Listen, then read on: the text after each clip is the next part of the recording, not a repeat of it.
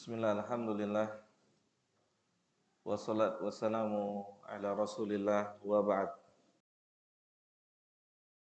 Baik jamaah yang dimuliakan oleh Allah subhanahu wa ta'ala, kita lanjutkan kajian kita. Kita lanjutkan dari surah Al-Hujurat ayat yang kedua ini, yang mana saat ayat yang kedua dari surah Al-Hujurat ini diturunkan, maka Thabit bin Qais Asy-Syams beliau menangis karena takut ayat ini turun untuk beliau yang punya mudarat dihapuskan amal-amal. Maka setelah mendengar info dari para sahabat bahwasannya Thabit bin Qais di rumah tidak keluar karena takut, maka Nabi memerintahkan sahabat agar memanggil Thabit bin Qais. Maka dipanggillah Thabit bin Qais dan diberitahu bahwasanya ayat ini atau beliau tidak termasuk ayat yang mulia ini. Bahkan Nabi mengatakan beliau termasuk bagian dari penghuni surga. Para ulama menjelaskan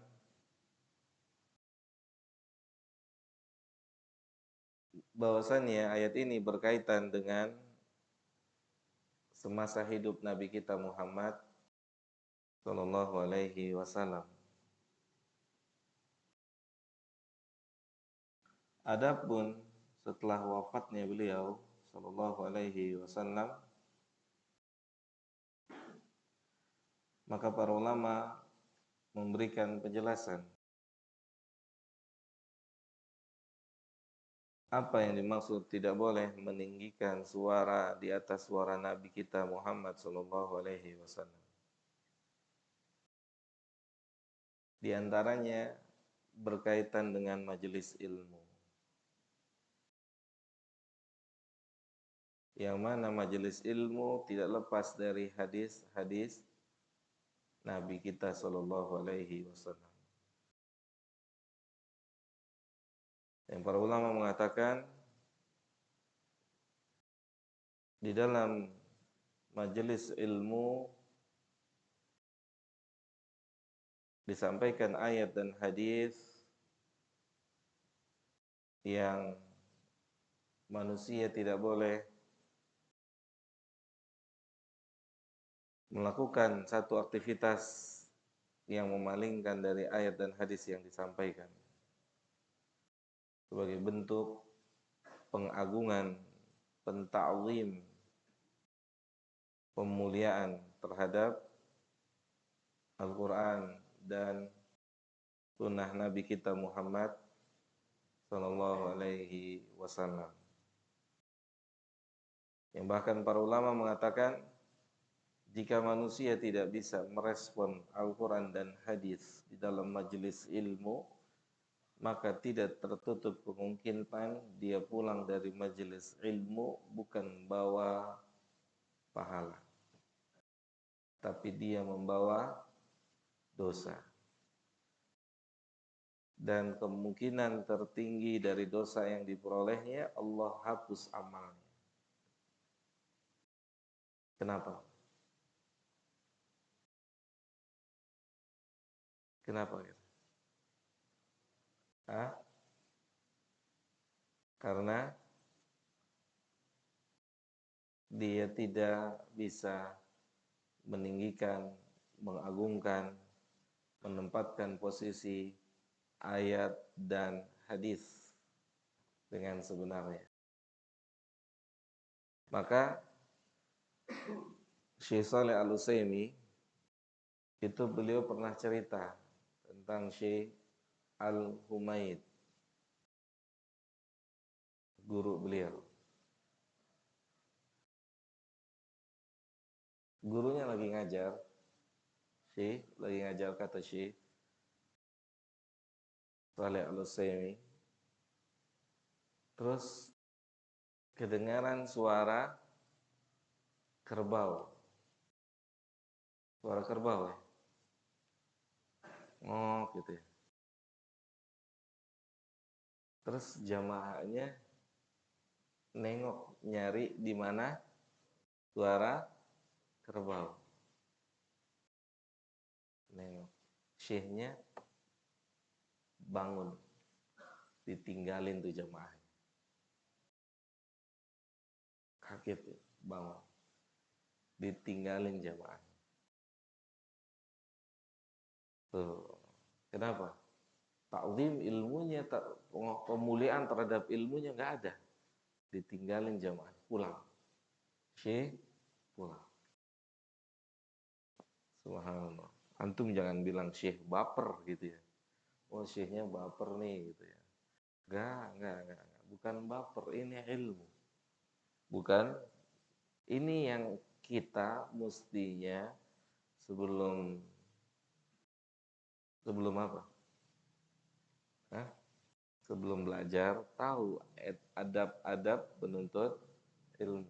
Makanya kalau Ustadz kita hafizahumullah, terutama ustadz senior, itu sangat gak terima kalau di majelis ilmu ada orang main handphone, matiin handphone, matiin. Bukan dia baper, cuman dia mau jaga antum jangan sampai pulang bukannya bawa pahala malah bawa dosa. Kenapa? Dosa apa? Tidak memuliakan Al-Quran dan Sunnah.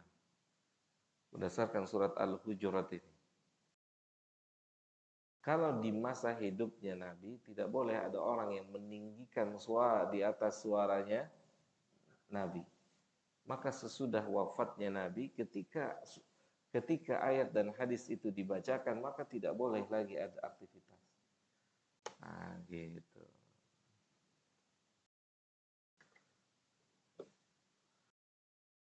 Maka ketika seperti itu, akan terciptalah tafaqquh fid din. Ya, akan terciptalah suasana apa? Berusaha memahami agama. Berusaha memahami agama. Baik, jamaah yang dimuliakan oleh Allah, itu mukadimah. Mudah-mudahan ada manfaat buat saya dan buat antum semua.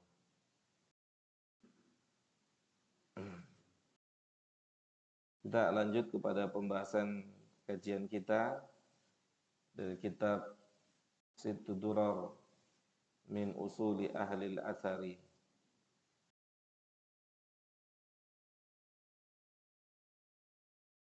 Berkata penulis, semoga Allah Subhanahu wa taala senantiasa menjaga beliau.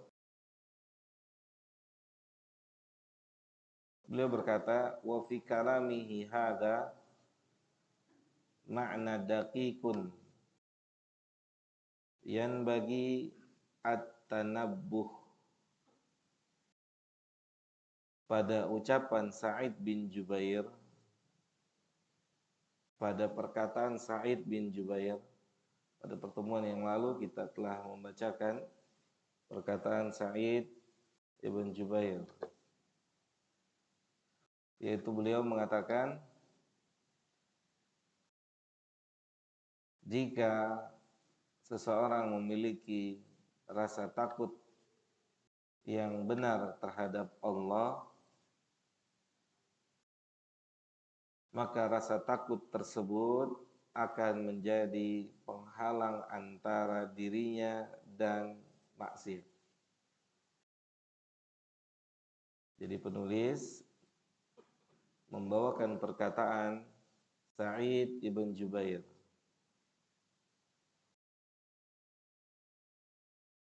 Perkataan Sa'id bin Jubair yaitu sesungguhnya rasa takut kepada Allah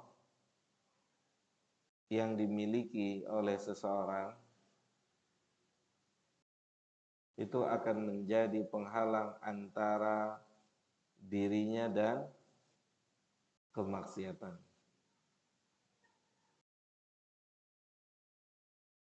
Dan itulah rasa takut yang sebenarnya. Sebagaimana Imam Ahmad ibn Hanbal pernah mengatakan, al-aslu fil ilmi khasyatullah.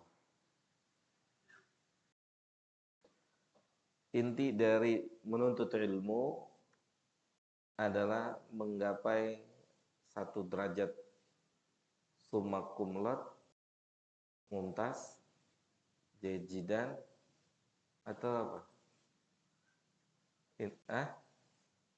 Apa? Iya. Inti dari ilmu apa? Antum memperoleh ijazah predikatnya summa cum laude, LC, MA, doktor, itu bukan? Bukan. Kata Ahmad apa? Kata Imam Ahmad apa? Takut pada Allah. Inti dari ilmu adalah takut pada Allah. Ada dasarnya nggak? Ucapan ini ada dasarnya nggak? Antum yang bisa jawab, karena kasih hadiah. Jelas. Ada dasarnya nggak? Antum jawab dengan ayat atau dengan hadis. Ada dasarnya nggak ucapan Imam Ahmad ini? Inti dari ilmu itu adalah rasa takut kepada Allah. Kalau tidak salah pernah kita bahas juga di sini atau di tempat lain, lupa. Dasarnya ada? Ada hadis Nabi Sallallahu Alaihi Wasallam. Kata Nabi ya, lau ta'lamun ma'a'lam, seandainya kalian mengetahui ilmu, bukan? Mengetahui ilmu atau bukan? Ilmu bukan? Lau ta'lamun, seandainya kalian mengetahui ma'a'lam, apa yang saya ketahui.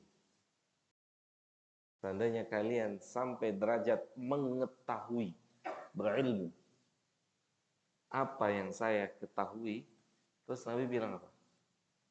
La dhahiktum qalilan wala bakaitum katsiran. Pasti kalian akan apa? Maka pasti kalian akan sedikit tertawa dan banyak menangis. Itu dasar dari ucapan Ahmad ibn Hanbal.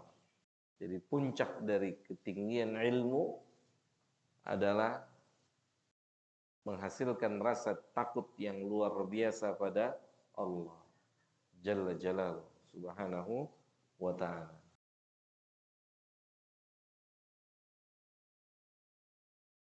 Berarti nanti kita akan lihat nih. Ketika seseorang atau kita terlalu mudah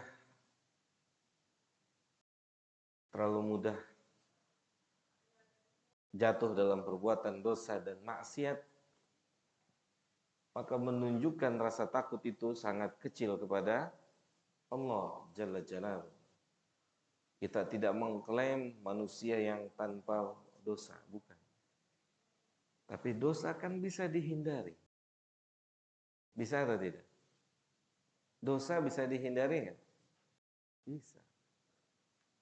Kecuali sesuatu yang memang kita tidak bisa menghindarinya ada depan kita.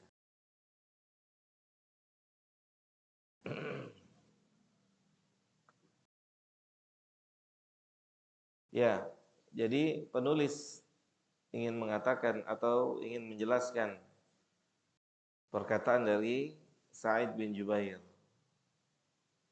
yang memiliki makna yang sangat dalam, makna yang sangat dalam.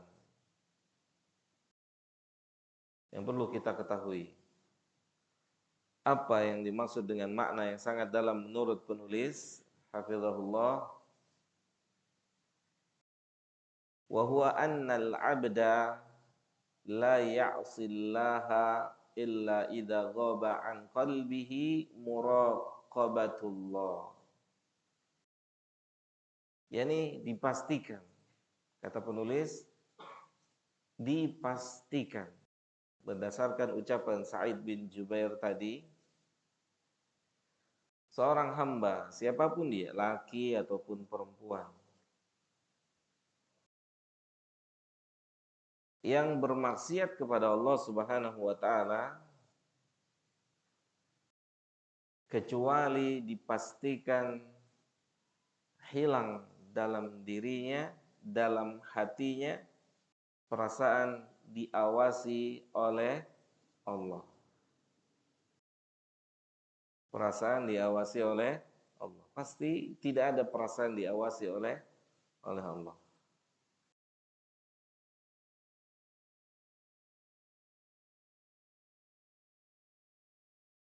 Karena kalau seseorang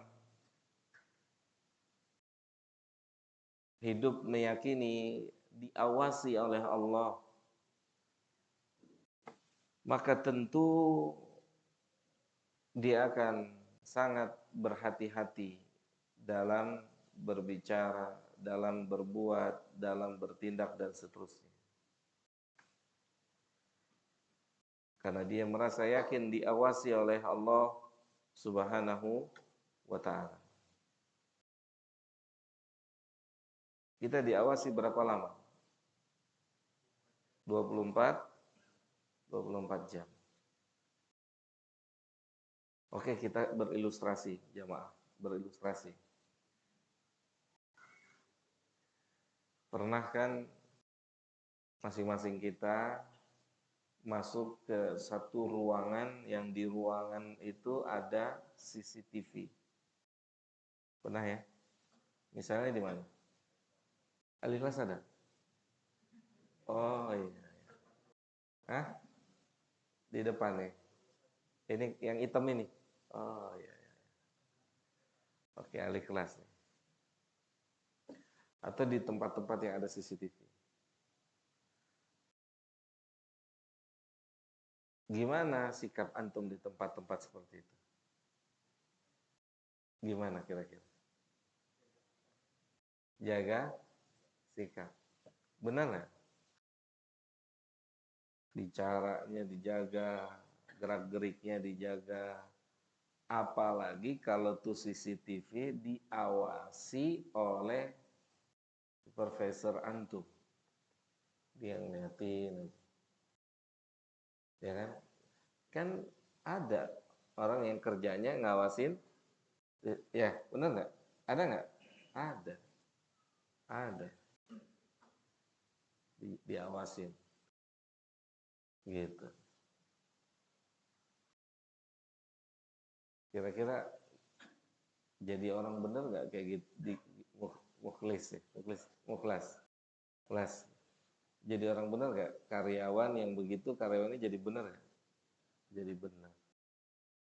Kenapa tuh jadi bener? Karena merasa diawasi. Nah ini yang harus kita punya dengan pengawasan Allah yang tidak ada cacatnya. Ada cacatnya nggak? Ada errornya nggak? Ada ketukarnya nggak? Ada samar-samarnya nggak? Itu Dedi apa Dodo tuh itu kan? Ada samar-samarnya nggak? Nggak ada. Nggak ada samar-samarnya. Nah itu harus kita miliki tuh, harus kita punya, ya, harus kita miliki, harus kita punya, harus kita bangun dalam jiwa-jiwa kita, harus kita bangun. Bahkan kata para ulama, ini di antara hal terpenting yang harus dimiliki oleh penuntut ilmu. Kenapa? Karena penuntut ilmu harus beda dengan orang apa? Orang awam. Kalau penuntut ilmu cuman stylenya doang, pakaiannya doang, oke? Tapi mulutnya bukan mulut penuntut ilmu, ada nggak? Ada. Mulutnya, masya Allah, lebih tajam dari samurai. Ada? Banyak. Sikapnya, akhlak dan adabnya itu nggak ada bedanya dengan orang awam. Ini sepintas akan merusak nama penuntut ilmu. Rusak.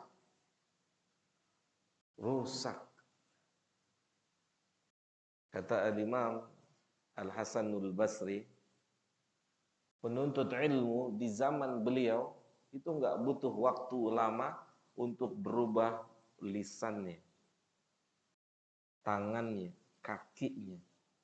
Nggak butuh waktu lama. Nggak butuh waktu lama. Menunjukkan mereka segera melakukan perubahan. Oke. Akan tapi yang sangat disayangkan di sebagian kita hari ini, stuck dalam perubahan lahiriah, pakaian, stuck di situ. Tapi tidak melanjutkan kepada perubahan-perubahan yang lainnya. Perubahan, dia menuntut ilmu, tapi keyakinannya lebih buruk dari orang-orang musyrikin. Ada nggak penuntut ilmu yang keyakinannya lebih buruk dari orang musyrik? Ada atau tidak?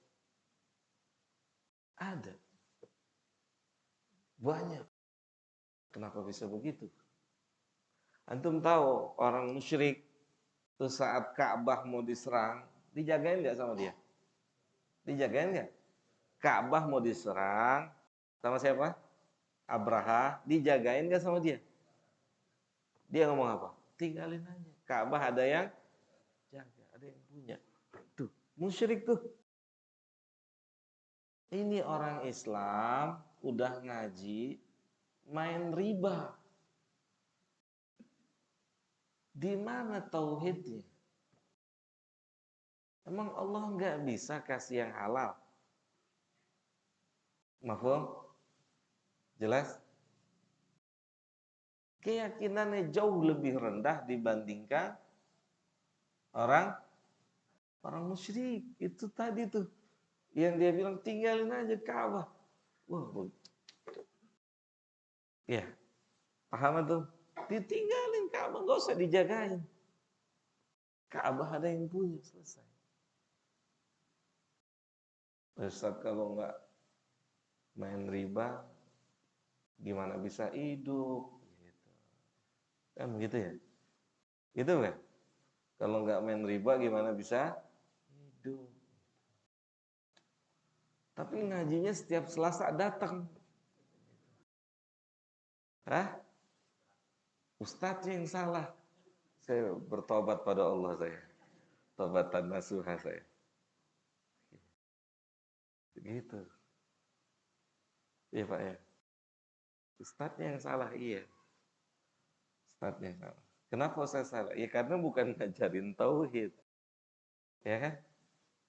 Makanya antum dapat nih ucapan Syekh Saleh Fauzan. Kata Syekh Saleh Fauzan, ilmu apapun yang dikuasai oleh manusia, dia tidak menguasai tauhid dan syirik, gak manfaat. Tidak manfaat. Cacat. Dan cacatnya bisa menghapuskan amal. Antum sempurna dalam sifat sholat Nabi, tapi punya cacat dalam tauhid, itu sifat sholat Nabinya bisa hapus. Karena tidak punya kesempurnaan dalam tauhid. Ana buktikan secara nyata, real. Real. Lihat. Antum tahu hadis 70.000 orang yang dijamin masuk surga tanpa adab, tanpa hisab? Tahu? Pernah dengar hadis ini? Pernah dengar? Oke. Ada berapa sebab manusia tidak terjamin 70.000 golongan ini? Ada berapa? Di sini Nabi sebutkan berapa? Satu, tidak boleh minta ruqyah. Yang kedua, tidak boleh berobat dengan kei atau besi panas. Yang ketiga, tidak boleh bertatoyur. Oke? Apa itu tatoyur? Paham ya? Tatoyur, menganggap sial atau menganggap, bukan cuma sial, menganggap untung. Untung ada elo gitu. Ah itu tatoyur tuh. Kalau nggak ada elo, ah itu tatoyur. Untung lu ikut, kalau enggak aja. Bukan cuma sial. Untung jenggot lu panjang. Hubungannya. Oke, ketiga, wa 'alallahi, dan hanya kepada Allah bertawakal. Antum lihat jemaah.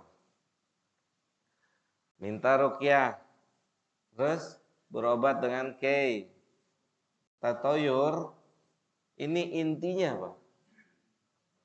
Kurang tawakal. Sahih? Berkurang tawakalnya. Minta ruqyah. Padahal setiap manusia bisa meruqyah dirinya sendiri.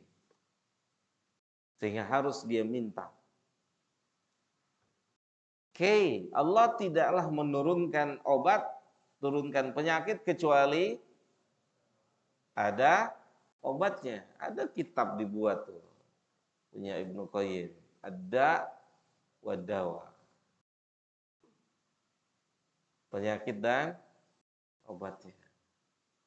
Kenapa mesti pakai besi panas? Udah nggak yakin sama obat-obat yang Allah turunkan. Yang ketiga, nggak ada hubungannya dengan si untung. Kejadian apapun juga. Oke? Nggak ada hubungan dengan si untung. Mohon izin kalau ada yang namanya untung. Untung, semuanya berhubungan dengan takdirnya Allah. Antum perhatikan, antum ingat-ingat. Berkurang tawakal mengakibatkan keluar dari apa? Dari calon-calon penghuni surga tanpa adab, tanpa hisab. Tuh. Gimana enggak 23 tahun tuh Nabi ngajarin tauhid? Karena berkurang dikit aja, efeknya memang bukan neraka. Tapi keluar dari calon-calon orang yang masuk surga tanpa adab, tanpa hisab. Kebayang gak tuh? Paham? Bergeser dikit tuh tauhid, bergeser dikit, resiko pertamanya memang bukan neraka. Tapi keluar dari nominasi yang atau kesempatan orang-orang yang masuk surga tanpa adab, tanpa hisab. Luar biasa. Iya. Makanya Allah menuntut kesempurnaan tauhid. Dengan sempurna tauhid, dosa sepenuh bumi ini diampuni sama Allah. Asal tidak ada satupun dosa syirik. Kebayang kenapa 23 tahun dakwah tauhid. Ana tanya sama antum, sepanjang perjalanan dakwah itu tetap kecolongan nggak ada kesyirikan? Tetap kecolongan nggak? Ada. Masih ingat kan? Datu Anwat. Ingat? Tempat yang dikeramatkan oleh orang-orang musyrik untuk naro-naro pedang. Itu kan sahabat. Tapi untuk mensucikan nama sahabat, ya, tetap sahabat harus dimuliakan. Yang minta dibuatkan Datu Anwat itu sahabat yang baru hijrah, yang baru masuk Islam, bukan Abu Bakar, Umar, Utsman, Ali atau sahabat-sahabat senior, bukan. Jelas ya? Paham maksudnya? Untuk meninggikan siapa? Sahabat. Sama dengan kita. Biasanya yang suka nyeleneh, yang baru-baru hijrah. Gitu. Kan baru hijrah. Baru hijrah berarti punya ilmu nggak? Punya nggak? Namanya juga baru. Tapi gayanya udah kayak puluhan tahun. Ya kan? Udah kayak ahlul ilmu. Jadilah. Jadilah apa? Jadilah apa yang terjadi hari ini. Apa yang terjadi seperti terjadi di zamannya Nabi itu sallallahu alaihi wasallam. Sallallahu alaihi wasallam.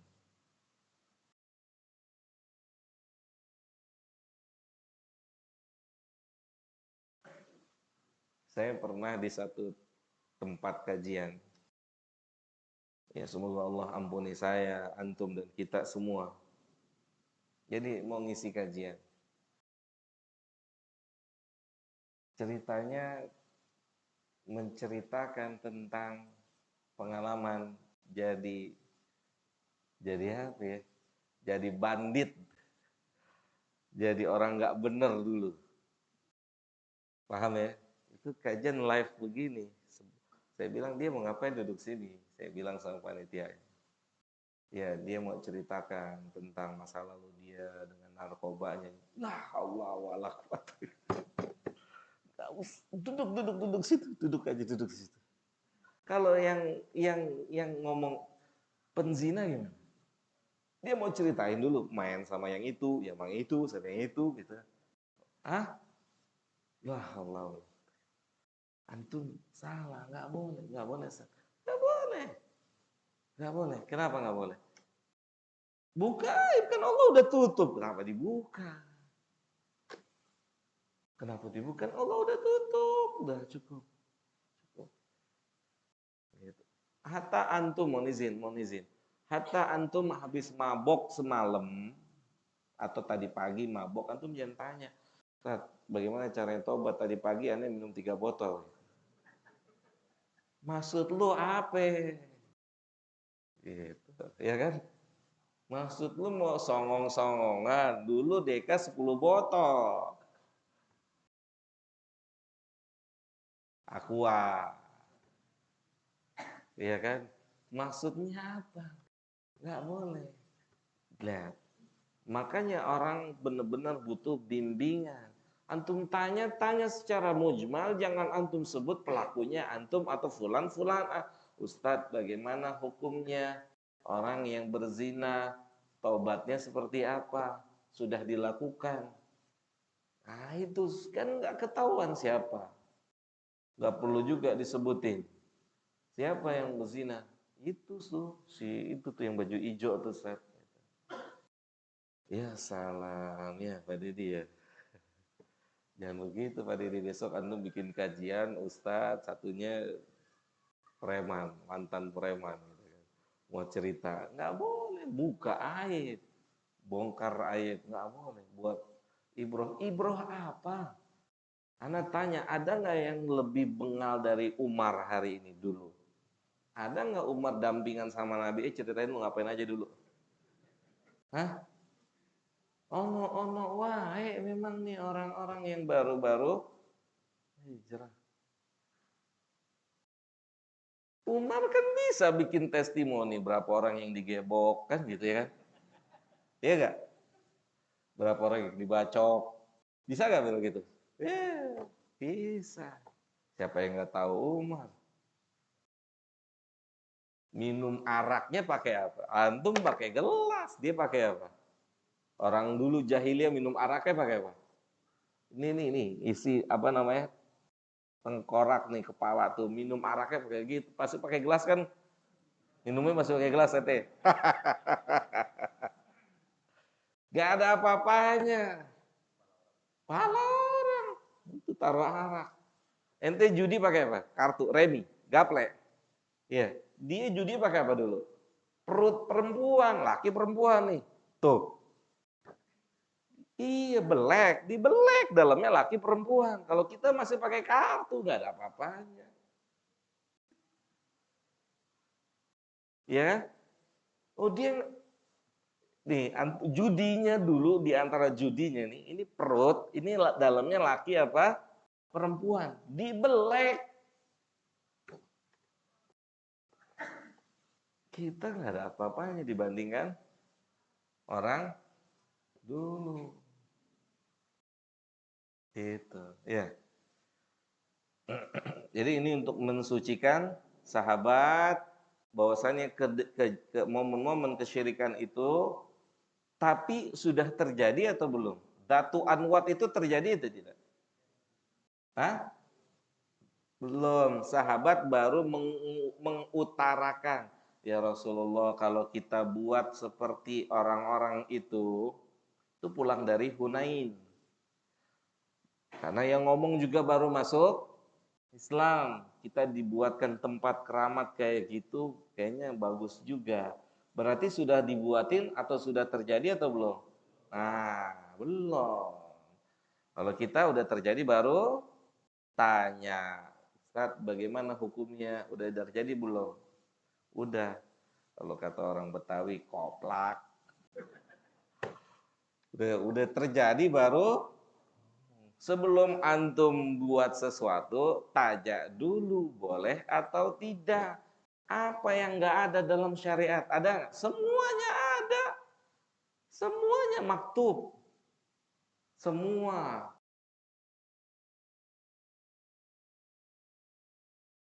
Ada stat yang nggak ada. Tato nggak ada. Rokok nggak ada. Ada nggak? Ada nggak? Ketemu nggak ayatnya tentang tato? Ada nggak? Ada nggak tadi? Oh iya. Berarti nggak ada dong. Berarti boleh dong. Tatoan deh habis ini kita. Gitu. Enggak, lihat dong Abdullah bin Mas'ud. Kata Abdullah, Allah melaknat orang yang bertato dan minta tato. Menyambung alis, menyambung apa? Rambut. Wa huwa fi kitabillah, dan itu terdapat dalam Al-Qur'an. Ada seorang perempuan datang di ayat yang mana? Dicari sama dia bulak-balik, nggak ketemu tuh ayat tentang Allah melaknat orang yang bertato dan minta nggak ketemu, nyerah. Mana ayatnya? Abdullah mengatakan, membawakan firman Allah Jalla Jalaluhu, wa ma atakumur rasulu fakhudhuhu wa ma nahakum anhu fantahu. Apa yang datang dari Rasul sallallahu alaihi wasallam maka ambil, dan apa yang dilarang oleh Rasul maka tinggalkan. Dan di antara yang dilarang oleh Nabi, Nabi melaknat orang-orang yang bertato. Dan setiap yang dilaknat oleh Nabi dipastikan dilaknat oleh Allah. Itu cerdasnya Abdullah bin Mas'ud. Baik, baik teman-teman semua jamaah yang dimuliakan oleh Allah Jalla Jalaluhu.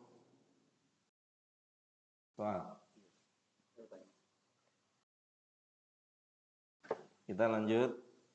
Jadi kata penulis, muraqabah itu hilang dalam hati seseorang ketika terlalu mudah, terlalu gampang untuk melakukan dosa dan maksiat. Muraqabahnya hilang. Kalau tidak boleh dikatakan hilang, berkurang. Bahkan Nabi bukan hanya muraqabah yang dinyatakan hilang. Apa yang dinyatakan hilang sama Nabi? Ketika orang bermaksiat. Iman. Kan Nabi bilang, la yu'min, tidak beriman. Siapa? Penzina. Saat dia berzina. Tidak beriman. Kenapa? Kenapa dinyatakan tidak beriman? Antum. Kenapa? Kenapa? Nabi menafikan, meniadakan iman. La yu'min, tidak beriman. Penzina ketika berzina, pencuri ketika mencuri. Kenapa? Kenapa? Mukhlas. Iya, karena iman kan nggak nyuruh dia berzina atau maksiat. Maka dinafikan keimanan dalam jiwanya. Kalau ada iman di dalam jiwanya, seperti yang terjadi kisah 3 orang yang terjebak di dalam goa. Depannya perempuan cantik yang didambakan selama beberapa waktu, yang selalu nolak kalau diajak berhubungan. Ini udah telentang, udah tinggal tancap gas. Terus perempuannya ngomong, apa katanya? Bertakwalah pada Allah. Berhenti, pulang, tinggalin tuh perempuan tuh. Kalau ada iman begitu. Kalau nggak ada iman, lanjut nggak? Tancap gas. Baca doa dulu nggak? Hah? Baca doa dulu. Doanya gimana? Doanya gimana? Allahumma jadi beli syaitan. Gila tuh orang. Gila. Hah? Dia mau berzina doa begitu. Gila tuh orang itu. Gila. Hah? Kan begitu kan. Gak waras tuh orang itu. Ya kan? Lu gila lu mau zina terus lu baca doa gitu kan. Allahumma jani bani syaitan. Ah, Allah wala kata PSK-nya. Lu yang bener aja lu. Gua bukan bini lu kan gitu. Subhanallah. Ya, jadi yang harus kita miliki muraqabah, merasa diawasi oleh Allah Jalla Jalaluhu.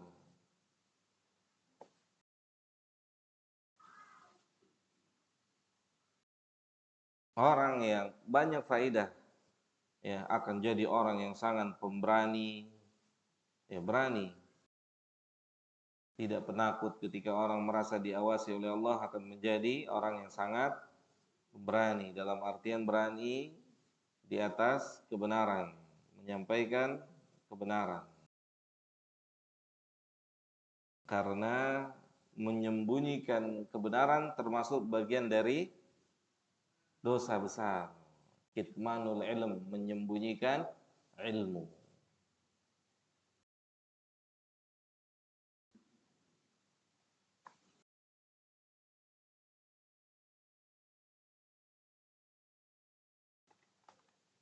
Baik.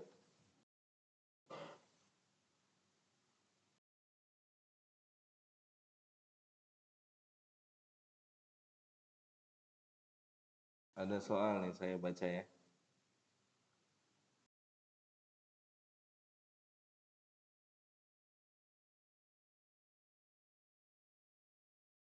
Bismillah, Assalamualaikum. Waalaikumsalam warahmatullahi wabarakatuh. Ustadz, kalau menyembuhkan sakit dengan menggunakan kalung, gelang, apa nih MCI? Hah? Oh, merek.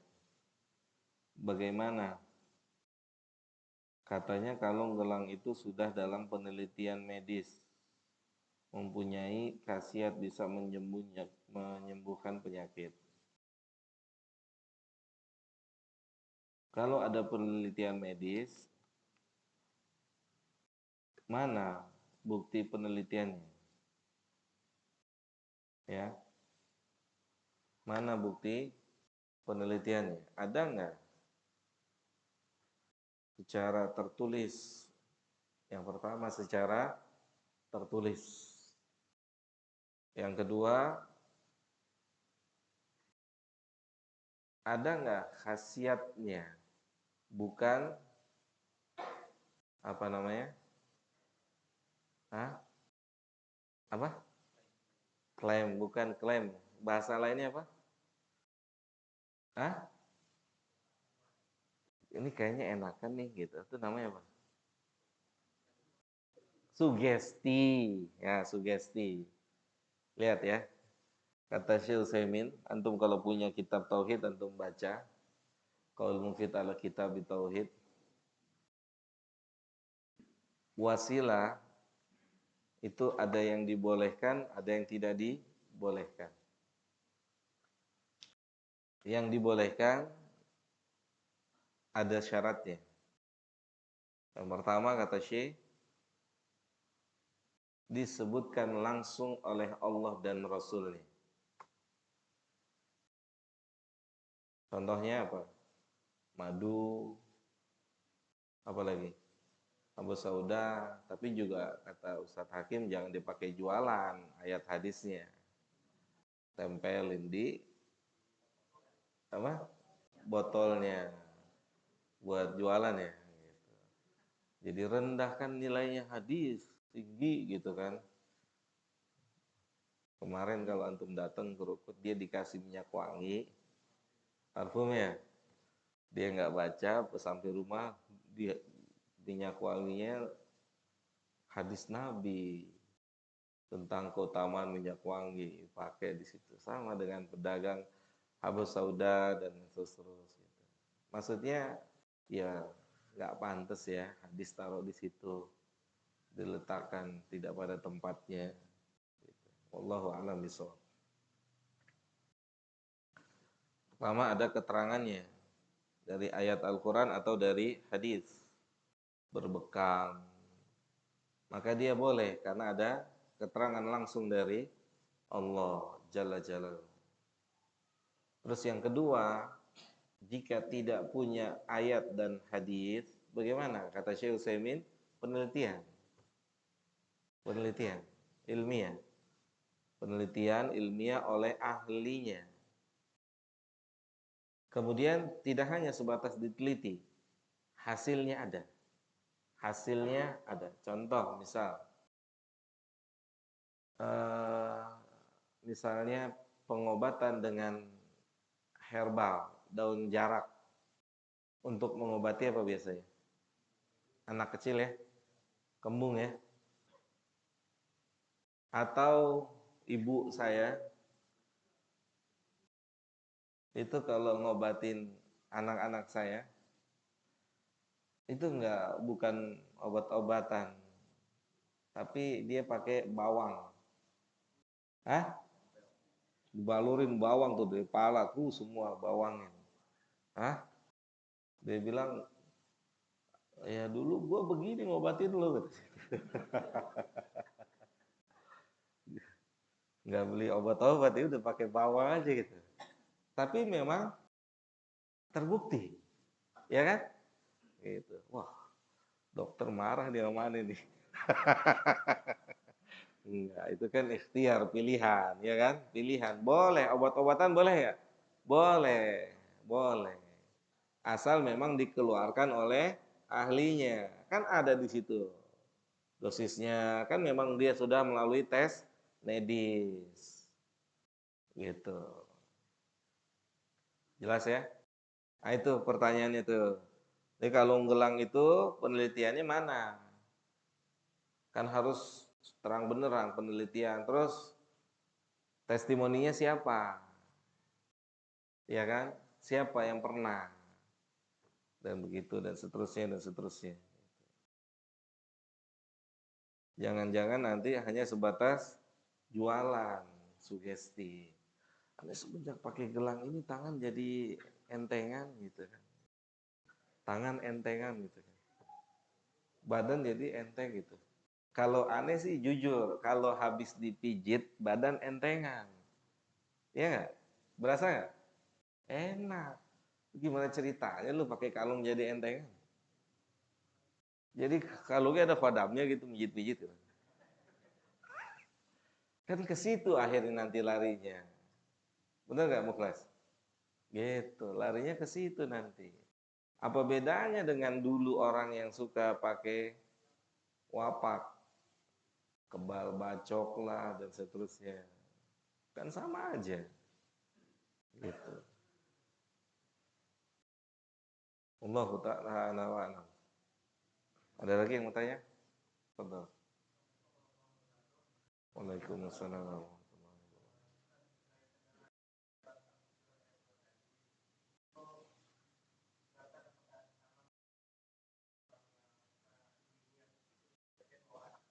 Iya, iya. Iya, iya. Mau ngaji. Iya. Iya, iya, iya. Iya, hukum asalnya semua. Maka di sini perlu adanya kerjasama antara suami dan istri.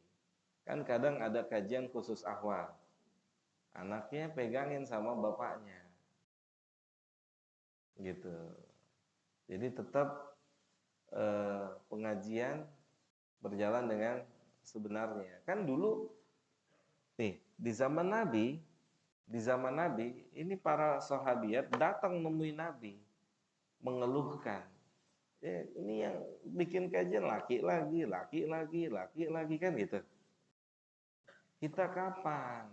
Maka Nabi bilang, ya tentuin waktunya nanti saya datang. Nah artinya Nabi mendatangi mereka khusus buat mereka.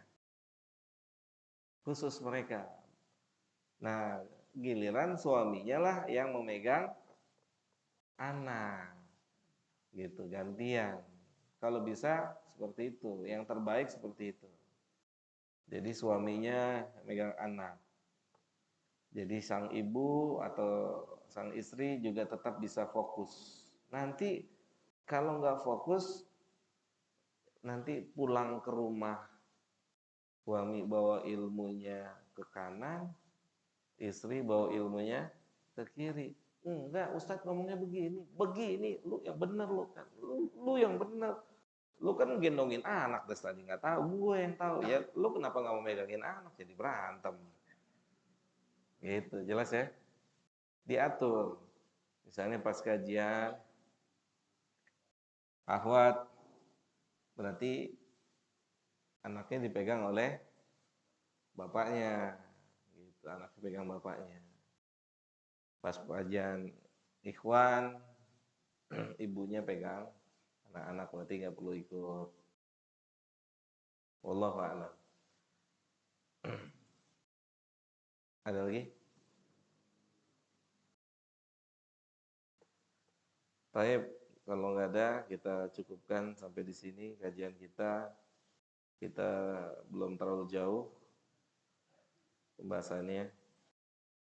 Insyaallah mudah-mudahan bermanfaat buat saya dan buat antum. Bang Ari mau kemana Bang Ari? Oh, iya.